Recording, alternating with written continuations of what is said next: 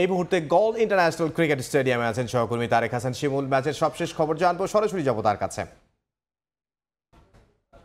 বৃষ্টিটা নিশ্চয়ই একেবারে যদি বলি যে শ্রীলঙ্কার জন্য পয়া হয়ে এসেছে, কারণ যে দুজন সেট ব্যাটসম্যান আমরা যেমনটা দেখছিলাম, মুশফিকুর রহিম এবং কি লিটন দাস যেভাবে আসলে ব্যাটিং করছিলেন, তারা কিন্তু আসলে ওই বৃষ্টির বাধার পর সেভাবে আর ব্যাটিংটা চালিয়ে যেতে পারেনি। 163 রানে মুশফিকুর রহিম আউট হয়ে ফিরেছেন। তারপর লিটন দাসও তার ইনিংসটাকে লম্বা করতে পারেননি, 90 রানে ফিরেছেন। একেবারে লিটনের কথা যদি বলি, এর আগে 98, 88, 90, 94, 96 রানে আসলে তিনি আউট হয়েছেন। আজকে কিন্তু নার্ভাস 90-তে এসে একটা সুইপ খেলতে গিয়ে কিন্তু উইকেট কিপারের হাতেই ক্যাচটা উঠেছে, তার গ্লাভসে লেগে মূলত ক্যাচ উঠে বলা চলে যে কিছুটা লাগাম টেনে ধরার চেষ্টা করছে শ্রীলঙ্কা। 450 রান কিন্তু পার করেছে বাংলাদেশ দল।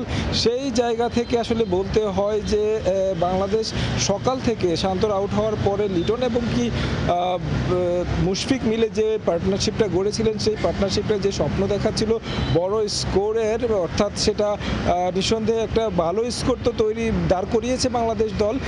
500, 550 দিকে হয়তো বা তারা টেনে নিয়ে যাওয়ার যেই স্বপ্নটা ছিল কিছুটা হলেও কঠিন হয়ে যাবে, কারণ একমাত্র স্বীকৃত ব্যাটসম্যান কিন্তু এখন জাকের আলী অনেক লিটন দাসের পরে, আর তাছাড়া নাঈম হাসান তার সঙ্গে সঙ্গ দিচ্ছেন। এখন আসলে দেখার বিষয় হচ্ছে তারা কতটুকু কাজে লাগাতে পারেন এই সময়টা।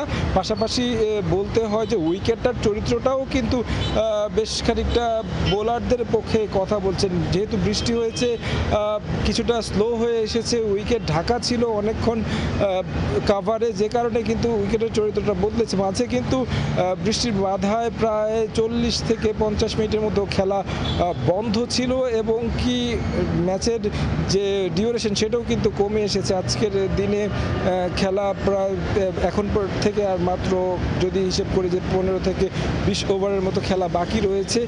বৃষ্টির কারণে খানিকটা সময় বন্ধ ছিল। বৃষ্টির আবহাওয়ার এই সংখ্যাটা ছিল, এবং কি পরবর্তী যে 3 দিন রয়েছে সেই পরবর্তী 3 দিনের মধ্যে এই ধরনের আসলে পরিস্থিতির মধ্যে পড়তে হবে, এবং এই পরিস্থিতির মধ্য দিয়ে আসলে যেতে হবে।